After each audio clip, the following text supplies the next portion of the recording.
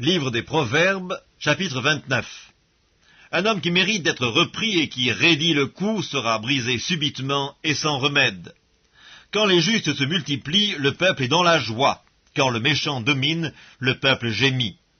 Un homme qui aime la sagesse réjouit son père, mais celui qui fréquente des prostituées dissipe son bien. Un roi affermit le pays par la justice, mais celui qui reçoit des présents le ruine. Un homme qui flatte son prochain tente un filet sous ses pas.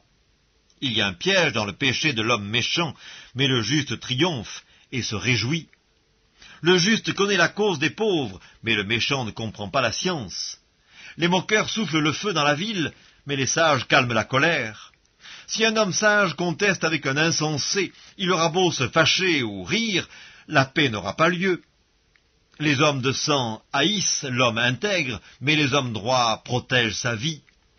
L'insensé met en dehors toute sa passion, mais le sage la contient. Quand celui qui domine a égard aux paroles mensongères, tous ses serviteurs sont des méchants.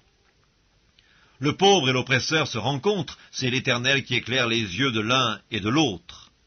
Un roi qui juge fidèlement les pauvres aura son trône affermi pour toujours. La verge et la correction donnent la sagesse, mais l'enfant livré à lui-même fait honte à sa mère. Quand les méchants se multiplient, le péché s'accroît, mais les justes contempleront leur chute. Châtie ton fils, et il te donnera du repos, et il procurera des délices à ton âme. Quand il n'y a pas de révélation, le peuple est sans frein, heureux s'il observe la loi. Ce n'est pas par des paroles qu'on châtie un esclave, quand même il comprend, il n'obéit pas. Si tu vois un homme y réfléchir dans ses paroles, il y a plus à espérer d'un insensé que de lui. Le serviteur qu'on traite mollement dès l'enfance finit par se croire un fils. Un homme colère excite des querelles, et un furieux commet beaucoup de péchés. L'orgueil d'un homme l'abaisse, mais celui qui est humble d'esprit obtient la gloire. Celui qui partage avec un voleur est ennemi de son âme, il entend la malédiction et il ne déclare rien.